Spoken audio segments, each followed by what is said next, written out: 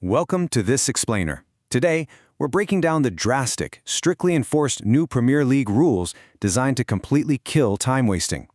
We're looking at a fundamental shift in how the game is officiated. Football is about to look very different this season, and honestly, most fans have absolutely no idea any of this is coming. The league is bringing in a set of brutally strict regulations, and here's the big takeaway right out of the gate: they didn't just add warnings this time.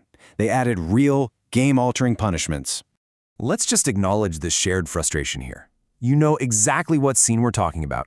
Your team is winning 1-0, maybe 5 minutes left on the clock. Suddenly, an opponent goes down. Nobody touched him. But the physio jogs on. Everybody grabs a water bottle, and boom, 90 precious seconds just vanish in the thin air. Then he stands up, completely healed. It's a medical miracle every single week, right in front of our eyes. Well, if you've ever screamed at your TV while watching a player roll around on the floor for 2 minutes, this explainer is absolutely for you. Because that era of frustrating, time-wasting theater, it is officially finished. The old trick of faking an injury just to run down the clock has been entirely neutralized. And they did it with a really clever piece of rule writing that attacks the core incentive. The league basically looked at this behavior and decided they needed to punish the action in a way that actually hurts the offending team on the scoreboard, rather than just vaguely pointing at a stopwatch. Let's get into Section 1, punishing the fake injury, from medical miracles to a man down. The Premier League's new philosophy is all about turning those soft warnings into massive, game-altering punishments. They finally realized that just tacking on stoppage time at the end of a half wasn't deterring anyone during the flow of the game. Look at the contrast here. Previously, wasting 10 seconds cost you absolutely nothing. You go down, kill the momentum, pop back up, and slot right back into formation. Well now, they aren't asking nicely anymore. They are making cheating expensive by forcing teams to actually play a man down. Punish the behavior, not just the player. The actual mechanics of this new time limit are fascinating. It used to be 30 seconds, but now it's double that. If a player receives treatment on the pitch, they have to leave the field for a full 60 seconds. But here is the absolute genius part of this rule. That minute only starts ticking after play restarts, not while the guy's lying there. So, while that player sits on the sideline waiting for their 60 seconds to tick away, their team is forced to play with 10 men. Think about what that does to the incentive. Faking an injury to waste time now costs you a player against a team actively pushing for an equalizer. It's terrifying for a defense, which makes the whole trick totally self-defeating. Genuinely injured players will still get proper treatment for sure, but the fake theater is done. Moving on to Section 2, the goalkeeper loophole, closing the ultimate fake timeout. So, goalkeepers have historically had the perfect scam. Since they literally can't just leave the pitch, they essentially created a free timeout whenever their team was under heavy pressure. Football doesn't have timeouts, right? Well, goalkeepers invented one anyway. But this new mechanism absolutely crushes that loophole. If a keeper goes down to kill momentum, sure, the game stops, and the manager shouts instructions. But now, English football is trying something genuinely savage. If play stops for a goalkeeper injury, the manager has to nominate an outfield player to leave the pitch for a minute instead. Seriously, a fake keeper injury now costs your team an outfield player for 60 seconds, exactly when your defense is already scrambling. That's not just a rule, that is a brutal punishment, and honestly it feels entirely deserved. Next up, Section 3, the new restart clocks, ticking clocks and brutal punishments. The league is targeting literally every single dead ball situation where seconds just magically slip away. Referees are now going to use a highly visible 5-second countdown for throw-ins. Take too long to throw the ball back into play?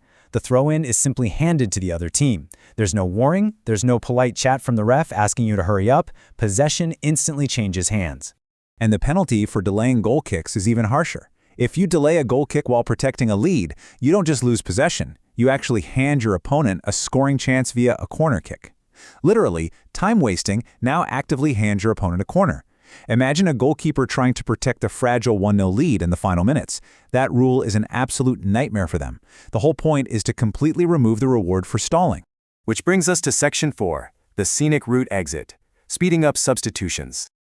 Oh man, this rule targets what is undoubtedly the slowest walk in all of sports. We've all seen it, right? A player gets subbed off in the 89th minute and decides to take the scenic route, wasting 25 seconds high-fiving everyone, waving to every corner of the stadium, maybe stopping to retie a boot. Everyone in the stadium knows exactly what he's doing. Well, no more. Players now face a rigid 10-second limit to get off the pitch. The referee is watching that clock, and tolerance for dawdling is officially zero. And if they do go over that 10-second limit, here is the brutal consequence. Their replacement cannot come onto the field until the next stoppage in play, after a full minute has passed. Notice the pattern here? The team plays shorthanded once again. Every single one of these rules makes time wasting cost you a player. It's not an accident. It is the entire design of the new rulebook. Let's switch gears for Section 5, VAR tweaks and hair pulls, fixing injustice and debating fringe grabs.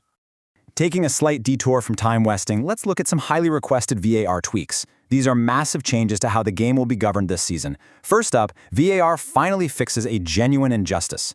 Until now, VAR couldn't touch a second yellow card. A player could be sent off for a totally soft foul, leaving his team with 10 men over a harsh decision everyone knew was wrong.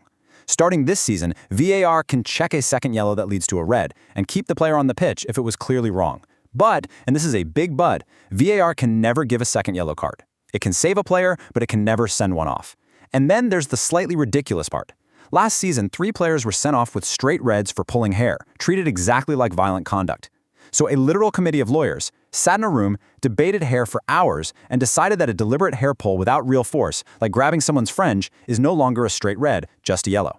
Finally, a very sensible tweak. If you deny a goal-scoring chance, but the referee plays advantage and a goal is actually scored anyway, there's no yellow card given. You got the goal, the punishment is dropped. Makes sense, right? Bringing it all together in Section 6, brace for Week 1 chaos. What this means for the fans. When you introduce this many strict punishments into a high-stakes environment, furious managers and totally confused players are going to collide head-on with these rules, and it's happening fast. Last season, time wasting went mostly unpunished, but this weekend, the 10-second substitution rule actually starts in the Carabao Cup. And on August 22nd, the full set of these drastic, game-altering rules arrives in the Premier League, meaning we are absolutely guaranteed chaos right from the opening whistle. Players are going to forget, managers are going to lose their minds on the touchline, and referees will be handing out corner kicks and forcing players off the pitch left and right. It really all boils down to this. The Premier League has decided the ball should be in play more, and instead of asking nicely, they made cheating expensive. Every single one of these rules attacks time wasting by weaponizing justice. Fake an injury? You lose a man. Delay a goal kick? They get a corner. Walk off slowly? Your substitute is waiting on the touchline. So, now that you understand the upcoming season and these mechanics better than half the commentators on television, I want to leave you with a question. Which of these strict new rules do you think will have the absolute biggest impact? Will it be the 60-second injury rule, handing out corner kicks, or the end of the goalkeeper timeout? Keep an eye out for the chaos this weekend, and thanks for joining me on this explainer. Time wasting cost you a player. It's not an accident. It is the entire design of the new rulebook. Let's switch gears for Section 5, VAR tweaks and hair pulls, fixing injustice and debating fringe grabs. Taking a slight detour from time wasting, let's look at some highly requested VAR tweaks. These are massive changes to